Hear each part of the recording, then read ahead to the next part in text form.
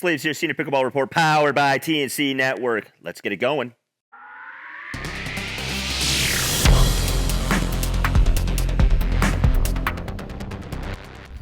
Today in our People of Pickleball episode, we speak with LA's favorite uncle, Julio Rivera. He is the #1 pickleball coach in Los Angeles, and he is the director of pickleball at Santa Monica Pickleball Center. And he's a National Pickleball League pro from last season, and lots of insight into the game as it continues to develop and evolve. We had a great conversation, and we talk a little bit about the movie that I'm in, Dreambreaker, A Pickleball Story, because he's got some nice insights about what's going on there as well. But before we get to that, if you like this content, consider subscribing to the channel. Check out our merch page as well. We also have a newsletter and a bunch of discounts below. And all right, I think that's all. Let's get to that conversation with Julio. It's interesting, and I'd like to have a part 2 eventually. All right.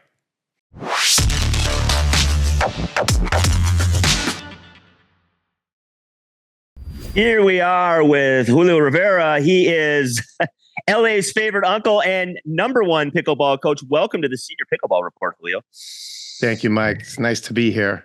Yeah, we touched base last year at NPL event, and I finally got you on the show. I'm notoriously slow at getting back to people, but it's all good. I've seen your resume before in the past, and you are pretty prolific in the game. But before we get to all the amazing things you've done and you're currently doing, we need to figure out how you got into this game, because it's obviously taking over people's lives, including yours in some level. So how did the wiffle ball game find you?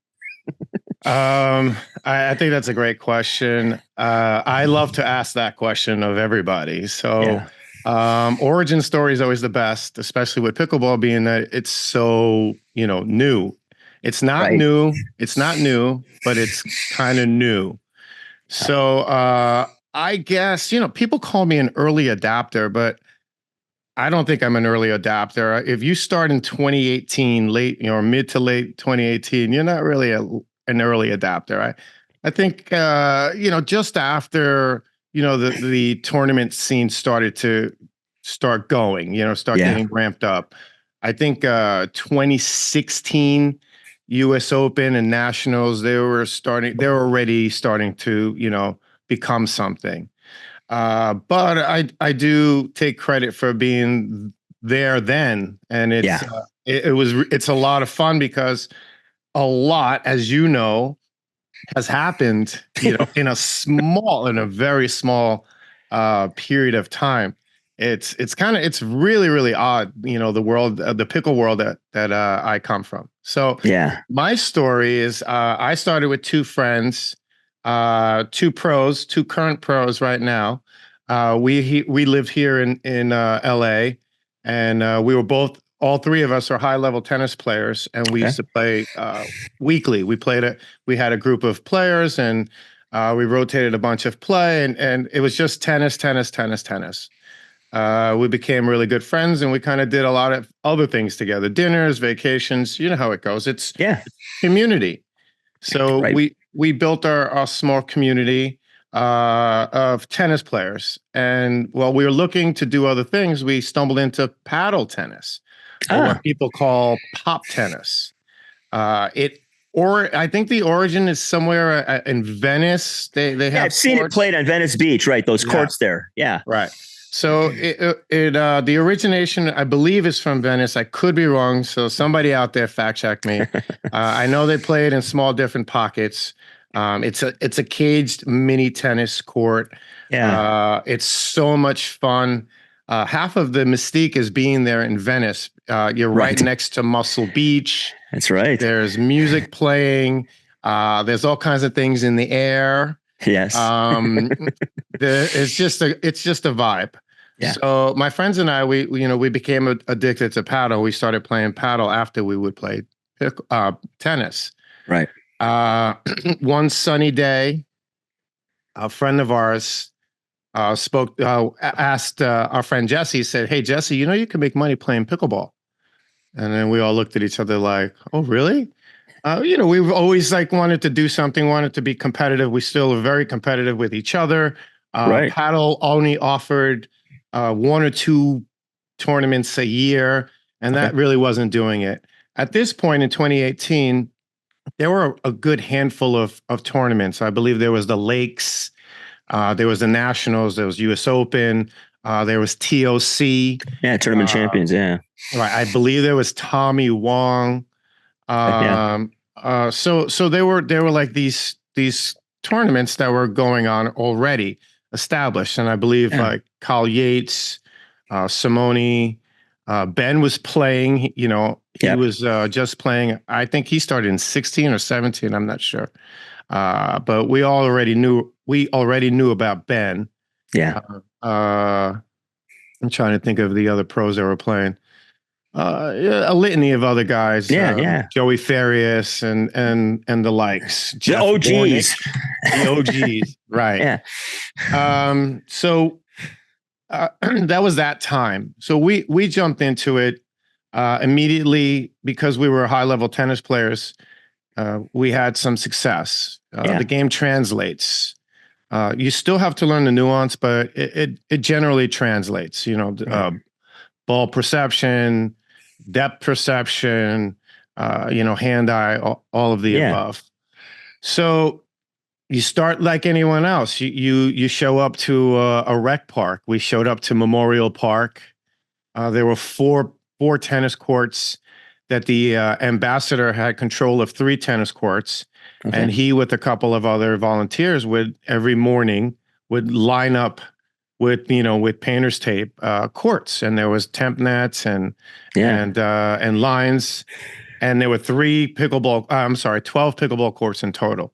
Okay. There one tennis court next to it. I walk into the pickleball club. Not the club, it's just a public park. I walk into the park, and it's nothing but middle-aged to senior individuals, people. Right. Yeah. And it's packed. I mean, packed. I've never seen a tennis court this full in my life. Yeah. I look, and there's 8 to 10 paddles sitting on the floor. They didn't have paddle racks then. There were 8 to 10 paddles on the floor with people waiting to get in. Wow. And I had seen pickleball a year prior out in Indian Wells while I was going to a tennis event, and I saw these people, and I really kind of was like, what is this? And I saw the ball, and I was like, no way. And I kind of, I just overlooked it. Yeah. And the following year, I walk in, and like I said, it is packed. 3 tennis courts. I look over to the tennis court, and there's nobody there. Yeah. There's nobody there.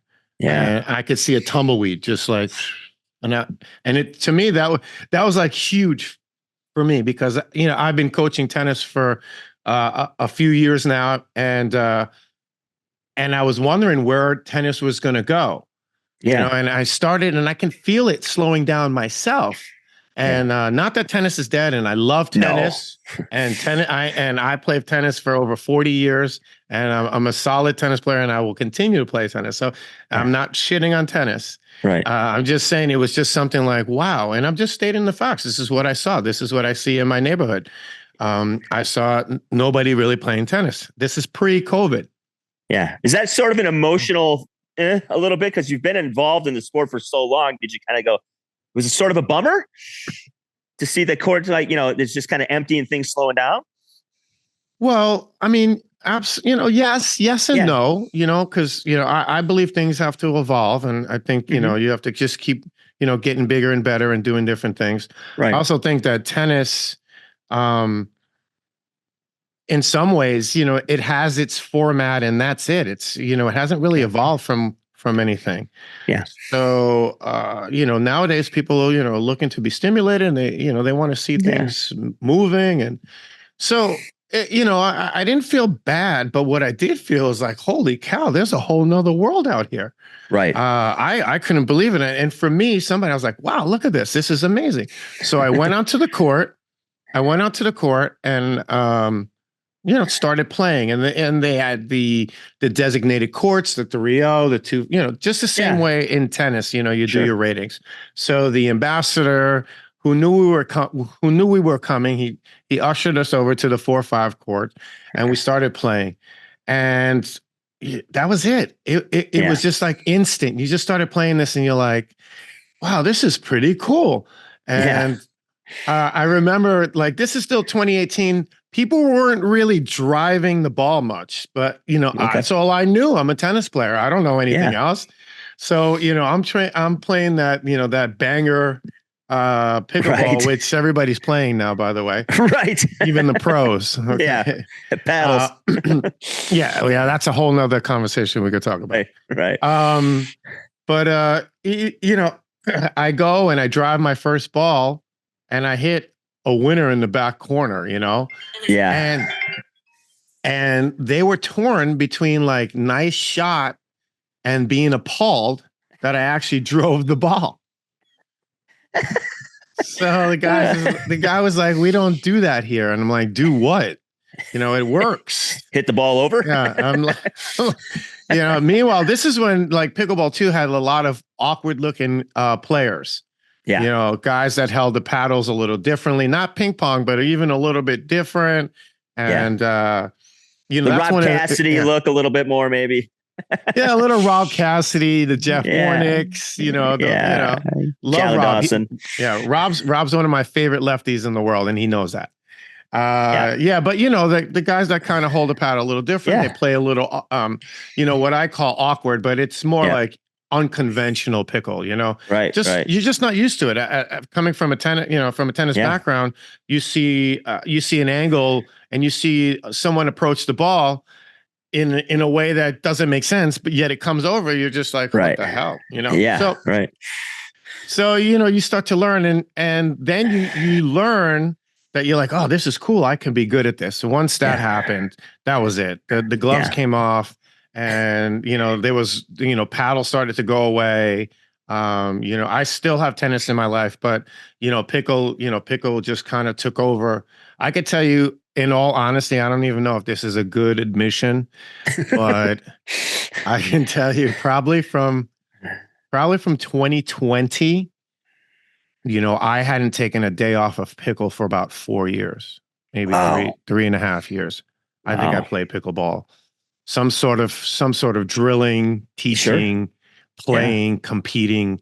And then I took like a family vacation and we took 8 days and that was like groundbreaking.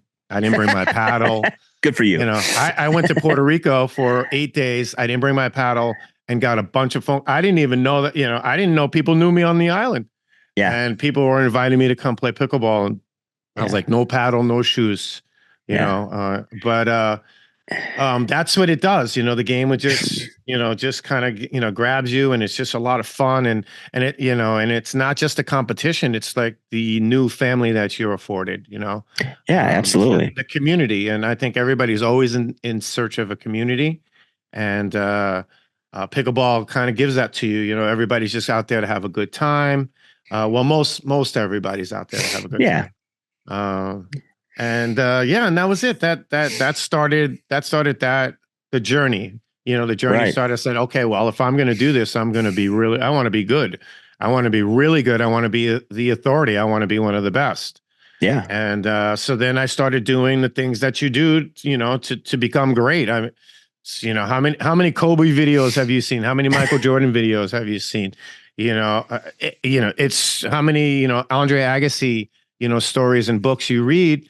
It's the same thing. You got to, repeat, practice, drill. It's the grind. It's the grind. Get better, So I was very lucky to have a couple of good friends. I'll name drop Jesse Irvin, Scott Crandall. They're, very good friends of mine. And we started together. Jesse, took off, as she should. She's so talented. Yeah. But, she took off. There's a great need for high level women.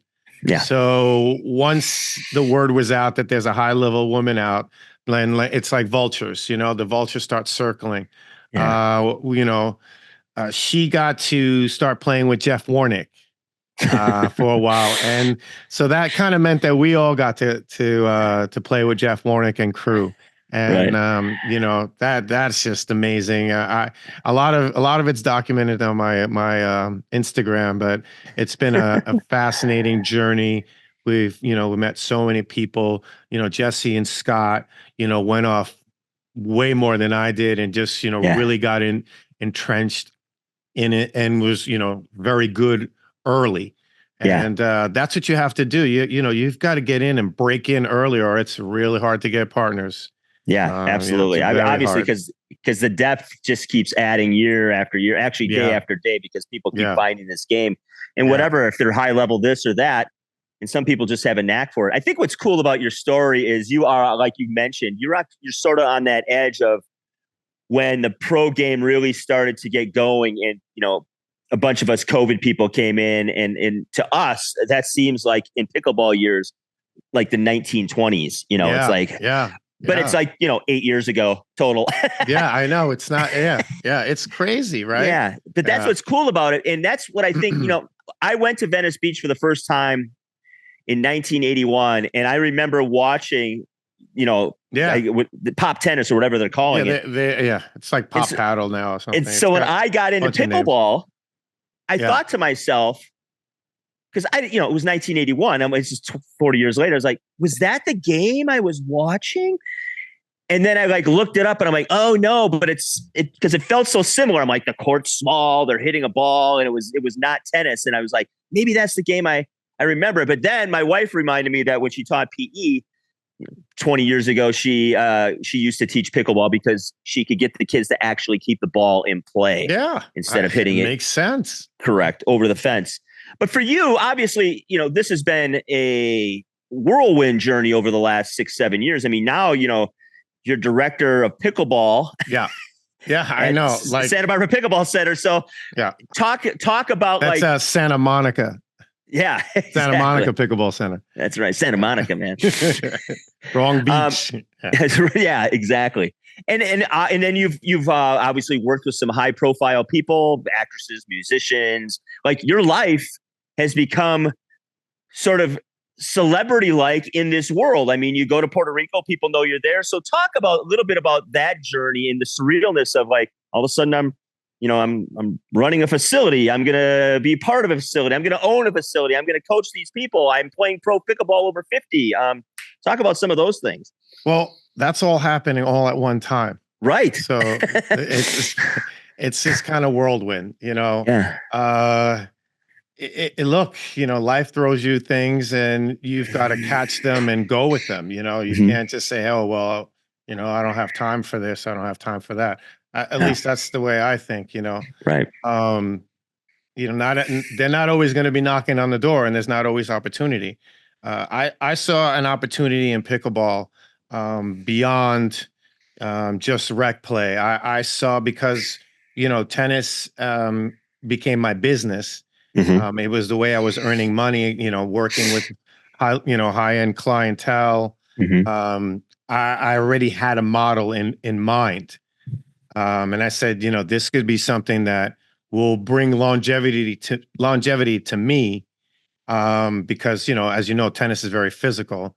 This is something else that I can do and be successful and, make a business out of it. Yeah. So I set out to do all three. So in order to be legitimate, especially in this world, you've got to have a resume, you've got to have receipts, right? So that means, okay, number one, I got to go out there and play. I've got to know what it is like to feel that feeling when the lights are on and everyone's watching, and every ball counts, and every drop counts, and every third and every fifth and every serve return. When everything counts and people are depending on you, how are you going to do? So this way, when somebody asks me, I can tell them I know exactly where you're coming from, and here's my bit of advice. Right. So that's the approach I took. I set out to play as much as possible. I got lucky with the pandemic. The pandemic stopped, and then that allowed me and some friends to, like, literally learn the nuance of pickleball. You have to learn how to play doubles. If you look in today's game right now, you've got a lot of tennis players and such, they're trying to speed up the game and make the game faster, along with the balls and the paddles. But if you don't have that nuance down, you're not going to get it. You're going to get a couple of rounds, as you can see. I mean, we just saw this weekend. I don't even know what happened today, but I know who's in the finals. I know who's, basically I know the way they play. Right. So you've got to learn how to play pickleball. And that's the one thing that I have an advantage over a lot of people is that I've learned how to play this nuanced game. Yeah. But it's not over. It's still evolving. It's still Right. it's still developing. It's crazy how things are just, rapidly. 6 months ago, at the beginning of the year, this game was different. Yeah, I would agree. Yeah. At the beginning of the year, this game was different. Yeah. So, and now you see a lot of speed ups. Everything is super aggressive, and I'm all for it. I think they're really trying to find a way to, make the game really watchable to the general public. For sure, absolutely. So they got to figure out, a format that's really going to work for them. I'm just happy to see that there's real money in it now. There's real money behind it. There's real sponsors. Right. So that's good. So that's phase one. So, getting good. Just playing tournaments. My very first tournament, I think, was the Santa Barbara Open. Oh, okay. And I played 4-5.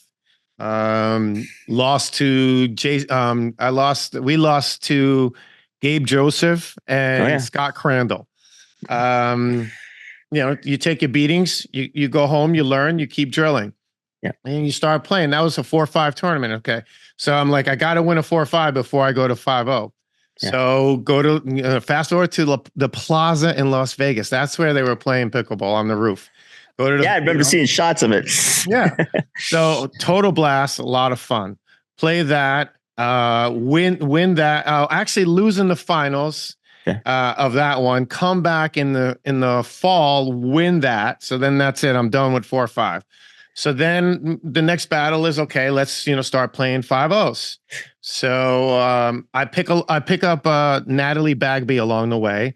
She's local to me. And I told Natalie Bagby, I said, you are going to be great. Yeah. And I said, you will be good very soon. So just, come on, let's go. Let's train. And her and I trained. Her and I teamed up. We never lost in the 5-0s. And we played that for about a year. And then we played senior pro. So, and then what happens in senior pro is whoever the better partner is gets the better, the next set of better partners. So, as we can see, history's already shown, Natalie's out there still on the podium and I'm not. So, we played senior pro. We did okay. But the top guys are like looking at her like, oh yeah, I'm going to win with her. And they swooped in, the Ricks, the Daves, the Danes. Sure. They went in and took her, and even Scott, took her and got trophies, got medals. Yeah. So, but I'm very happy to be a part of that. I'm happy to be a part of Beth Bellamy, getting in and getting started and she was a beast from the beginning. And it didn't take long. I remember she didn't even have a partner for Bobby Riggs. It was an APP in San Diego. She didn't have a partner. Rick lost his partner. Rick picks up Beth, and the rest is history. They don't win it. They don't lose another tournament that whole year, So that's it. So then, I've been playing senior pro for a few years now. I still have a family and a wife of 26 years and a life. So the touring life is just not for me, but I still like to be competitive. I still play. And I play a lot quite often. I play high level. I play with a lot of young kids. Yeah. And I'm coaching a lot of hopefully the future of pickleball. So that was it. So that was the second phase was getting good, getting competitive. And I've done that.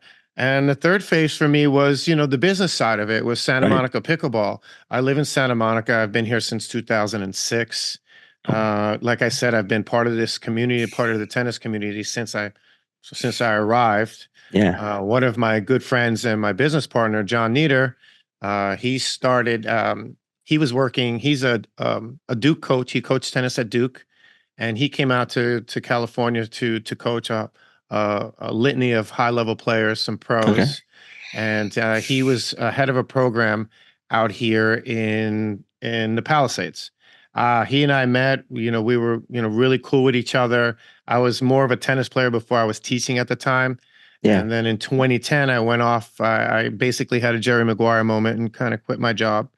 And a friend of mine helped me get started teaching tennis. She said, you're wasted talent, just being behind a desk, and you should be out there. And I said, I agreed with her at that time. I left.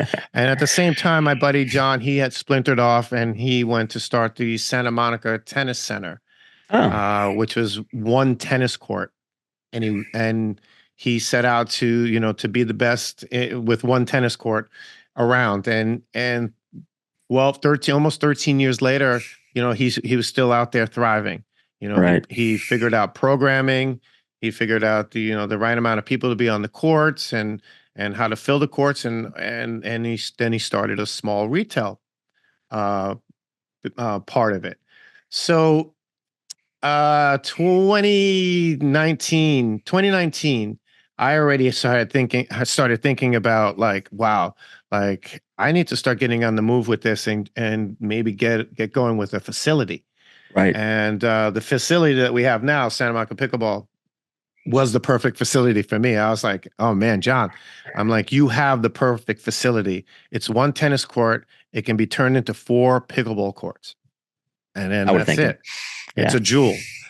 And this is 2019. And he's like, yeah, maybe we should, let's talk, and he's kind of, tepidly following me on Instagram, and he's watching the journey. Yeah. And we get to 2020 right in the beginning, and we have breakfast, and we always used to do check-in breakfast for years, him and I. Yeah. And we just have, okay, let's see. And we were like, hey, I think we should get down and do something and partner up. And he's like, all right, I think we should, And then COVID hits, boom. Yeah. And, COVID hits and shuts everything down. People just kind of ran into their corners and went into survival mode, because in the beginning of COVID, nobody knew, what was happening. Right. Yeah, for sure. Nobody knew at all, So, we kind of broke apart. And at that point, I'm just like getting into like the tournaments, and, and I'm really involved in tournament. Yeah. Right. And I still have a business at home that a private business that I have, my private clientele that I have to, oversee. So we didn't lose contact, but we just kind of shelved it. We put it on the shelf. Fast forward 2 years later, I'm thriving. Now they're calling me Uncle Julio, and which is weird. Like you were asking me before, like that's really weird. It's kind of, it kind of felt dubious to me. Like, why are people asking to take pictures of me? I'm like, I'm terrible, and people want to, take a picture with me. People want to talk to me. People, just come up to me in general, randomly, Miami airport, it's crazy.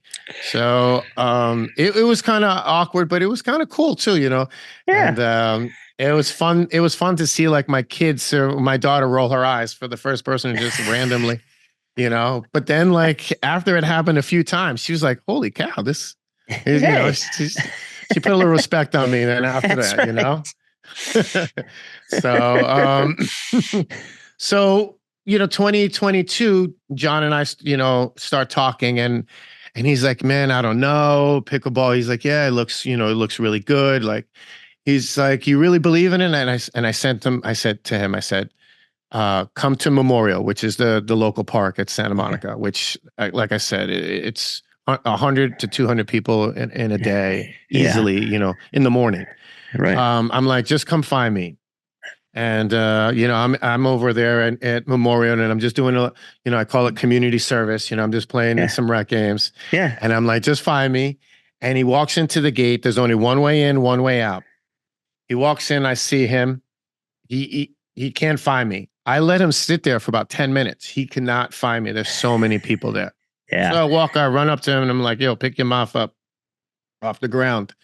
And he's like, are you serious? he's like, this doesn't translate on the videos, because I post almost all the time. I'm like, here it is, another day at Memorial. This is what we're doing, blah blah blah. And he's like, it just doesn't translate until you come and see it. And then I said, are we gonna do something? Or I said, are we gonna do something or what? And he said, we're gonna do so. He's like, we're in. So just when that happened, the retail spot next door had just opened up. They had moved out. And he's like, I want to go big with retail, and I said, I think you should. He's like, there's nobody that's doing it. Everything, things are flying, He started to buy a couple of paddles in the tennis shop, and that was working.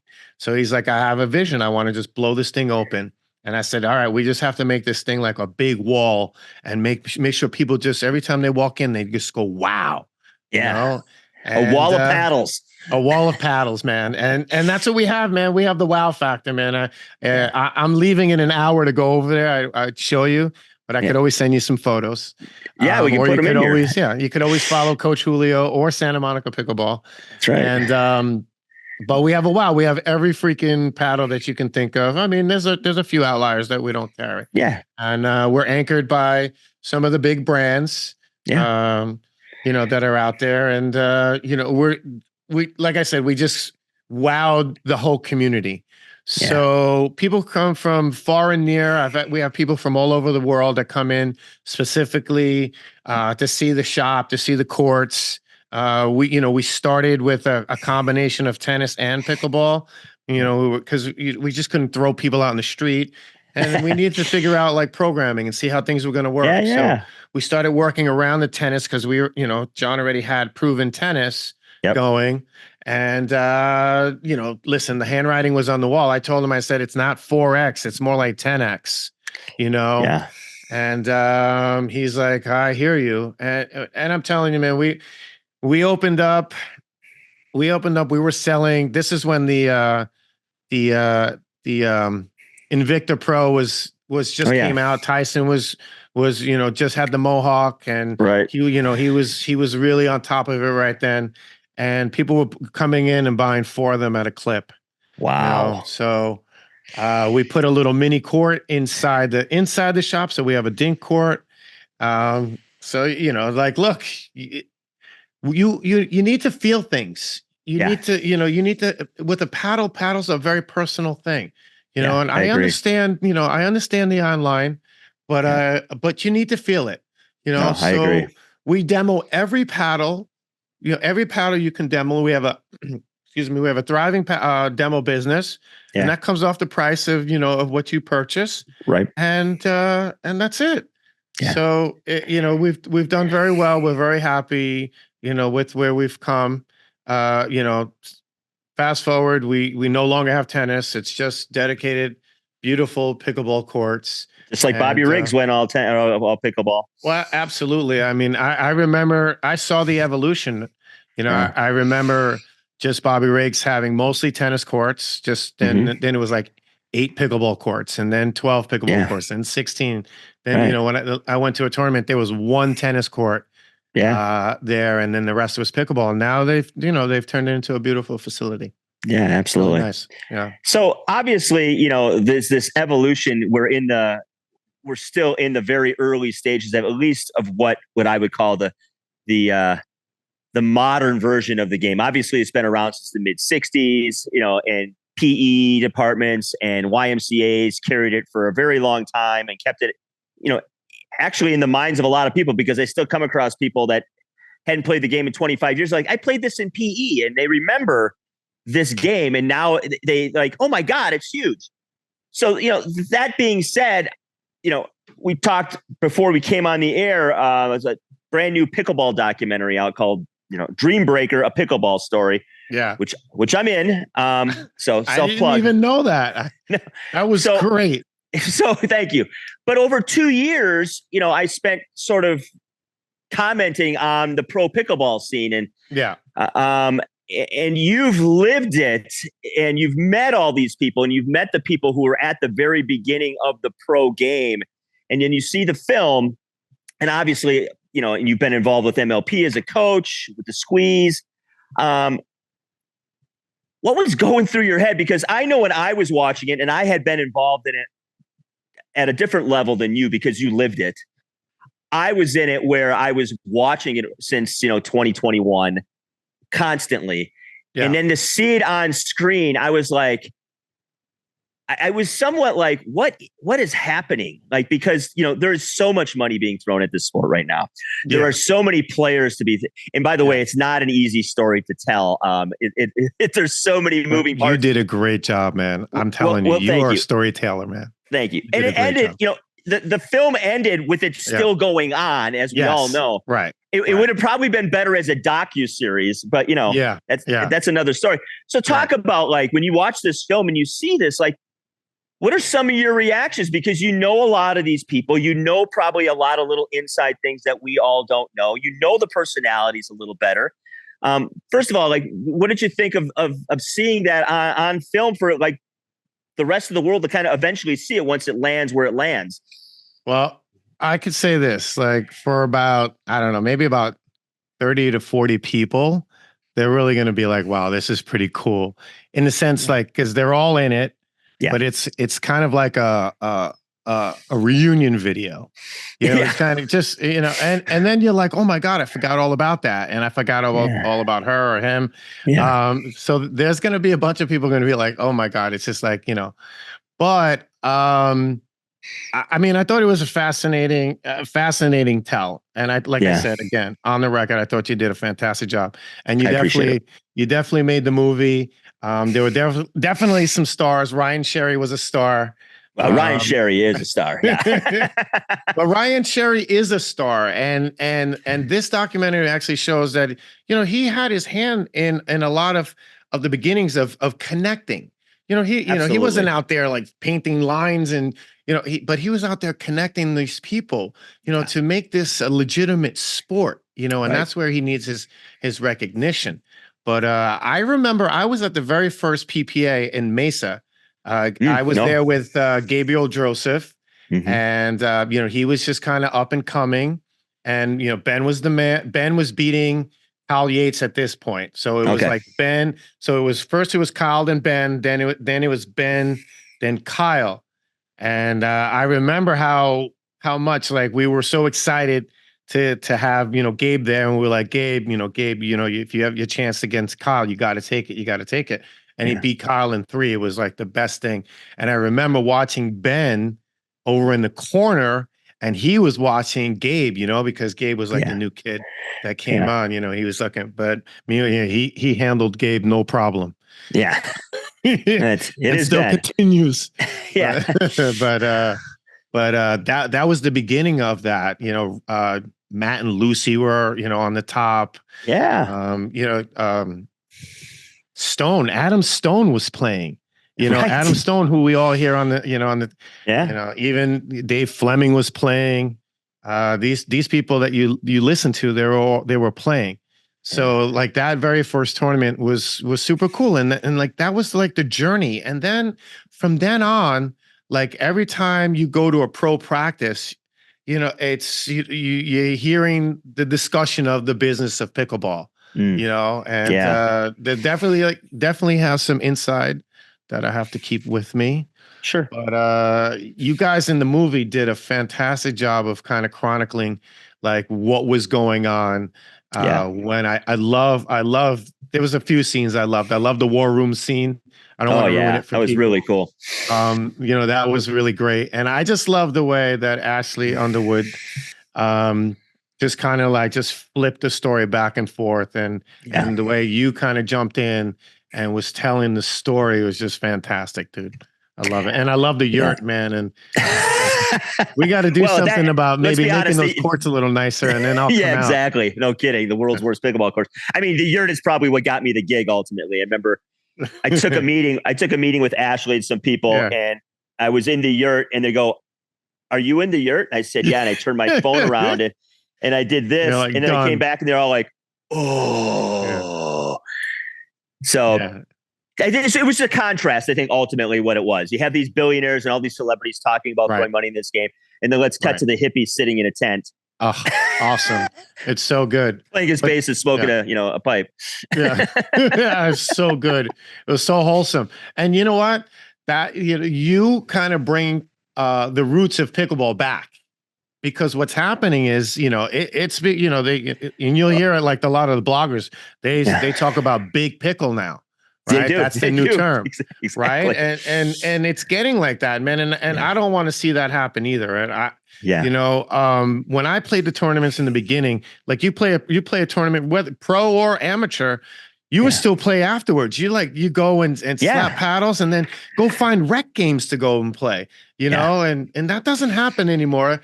People are, people going off to their own corners, to their trainers, to their buses, to whatever, to their hotel rooms or their separate freaking lounges. And that's kind of lost in pickle. That I don't really like to see. I like to see like that whole community kind of thing.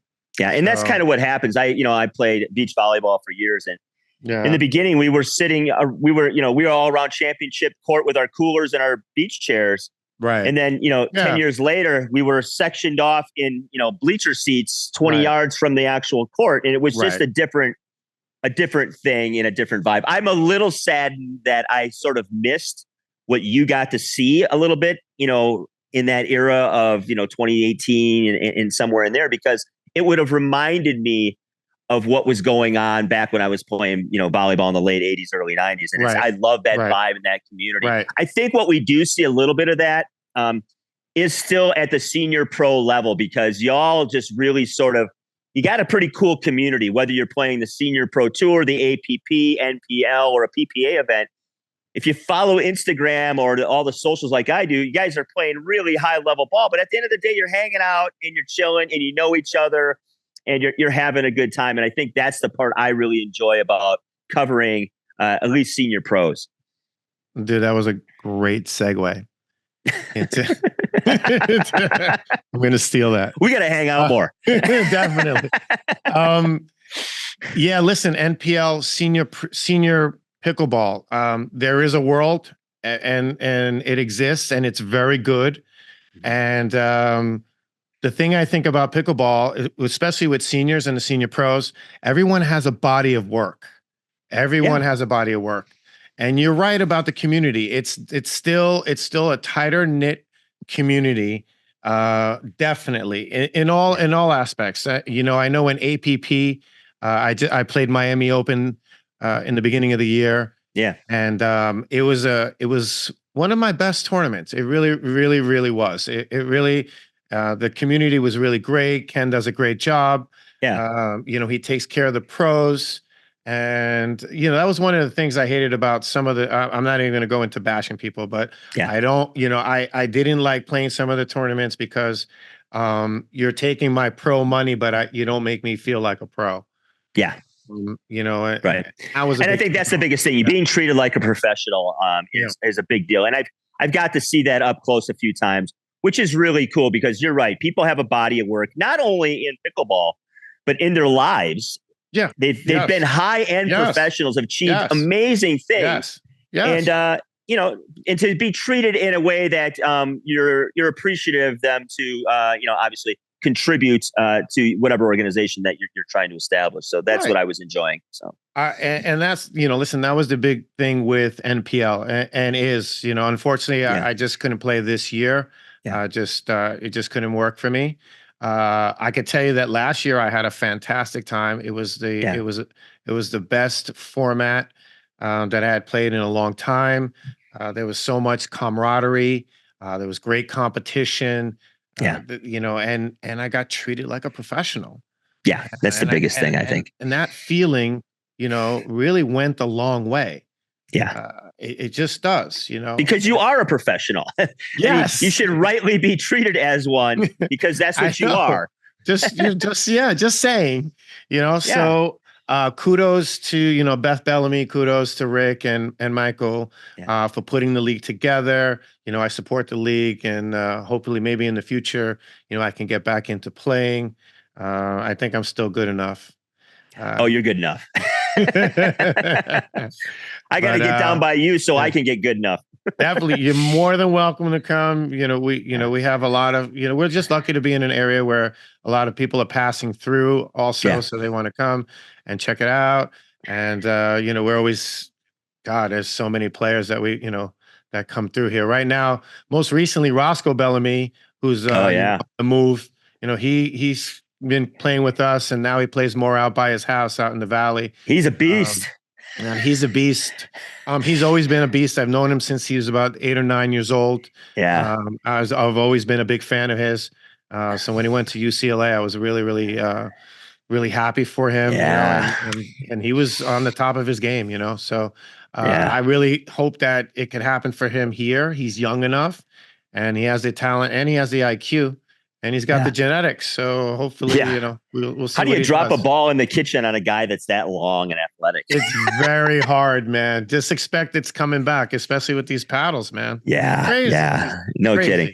Yeah, so let's just touch on it right before we get out of here. We don't have to go super in depth because we can talk another time, which I'd like to, because there's plenty of other things for us to talk about. But obviously, I review paddles, and I've been reviewing paddles about 18 months. My channel's been around about 2.5 years, but it's changed significantly just in the last 6 months. Obviously, Gen 3 is controversial now, but once we started going thermoform, unibody, foam injection, raw carbon fiber, now Kevlar's hot again. Somebody just wove in some titanium. It's still the Wild West, isn't it? I mean, yes. And again, listen, they're trying to figure out a format that's going to translate into eyeballs. Yeah. So, and balancing that line, it's a balance, when I walk into, or I turn on the TV and I watch pickleball and I see Ben and Colin, I watched them intensely, excuse me. And I watch them, and I'm watching JW and Dylan, and I'm watching their technique, and I could see them, they're dinking for 30, 40 balls. And to me, that's cool. I love it too, but most people don't. But nobody's going to turn that on. No, nobody's turning that on and say, "Oh wow, look at that!" It's just not going to happen. You turn the TV on, you want to see somebody dunk, you want to see somebody catch the football, you want to see somebody score a goal. You've got to see some of the action. The hands battles are great. I would like to have pickleball in a place where you had multiple hand battles, where the ball's going back more than 1 or 2 times. So it's, bang, bang, bang, bang, bang, bang, bang, reset, bang, bang, bang, bang, bang, that kind of tempo. And I don't know how to find that. I guess they're experimenting and trying to find that, that's where you see the most fun and the most engagement. I also, I don't want to get into it too much, and we could talk about it another time. Yeah. I just think, I just really quickly, some of it's just boring. I think the way they announce it, the way it's approached, and I don't think it's pickleball. Pickleball's you're in the backyard, you got a cooler, you're in the sideway, you're they're homogenizing it too much, man. It would be cool to have street ball, like they did with some of the 3-on-3 stuff in basketball. Yeah. You put them in the streets, you line them all up, and you get pros playing. The pros would come down to Rutgers Park and play, whatever it is. But you have that sort of element where Ben John shows up to this sort of street tournament, and he, it's what we did in volleyball is we just signed up, and then they would sign us up with somebody else, and you'd have this huge tournament. But it would have that atmosphere like you're talking about, sort of back to the old throwback days where we were bringing our lawn chairs and our coolers and we're celebrating the sport. Yeah. Maybe that's what we need, a little tour like that. You've got to. Well, I also think that they're spread out, and it's spread out too thin. There's a zillion tournaments, right? And the reason for that is because it's a moneymaker. Yeah. And if they had a chance to not have amateurs who bring in a big chunk of the revenue, they wouldn't. But if they need them, so they need the amateurs, because the amateurs love it. The amateurs are hooked, so they'll play on anything. Yeah. it doesn't matter. They Right. just slap some tape. Okay, great. One, It's 150 002, let's bucks. go. Here's my 300 for two. Yeah, for two categories. 1-2 barbecue. Yeah, and then that's it, and call it a day. Yeah. So I don't know. Maybe it's the ball. In progress. If we can mush the ball, little paddles could just do what they want. But yeah, it could be. So I mean, like this Vulcan ball is crazy. Again, we've got multiple things we could talk about. Yeah, but anyway, and we'll do it because I think this has been a very fascinating conversation because you do have a lot of inside knowledge and you've been there, since the beginning for a lot of us who have just gotten to this point. You know a lot of the history at the beginning of the tournaments and when things really started to explode. So I'd love to come back and revisit some of this stuff maybe in the fall because obviously it'll all change again. Let's see if MLP makes it through the whole year and then we can have a talk. Right, exactly. I'm hoping it's a great format. I love it too, but I agree. I think I'll say this parting, and I've said this in multiple podcasts. I do think the open pros players and people that are running things could learn a lot from the senior pros. I do. 100%. Yeah. I think that's an untapped resource of just professional knowledge outside of even pickleball. Like how to make something successful and make people want to feel wanted is like the two things that I see that senior pros are doing that I don't see necessarily consistently at the open level. So no. Yeah, I think you're right. But people don't want to hear from the old people. That's what it is. They don't want to hear from the old people. All right, man. Hey, Julio Rivera, he's Santa Monica Pickleball Center. He's the director of pickleball. He's an OG. He is he's surrounded by really ornate pillows and this is just my lounge. Yeah, just a lot of fun. And I really appreciate you taking the time. I'm finally glad we hooked up, and I will definitely do it again because it's one of the favorite conversations I've had on this channel. So definitely listen, when they pick up this movie, we'll see each other again.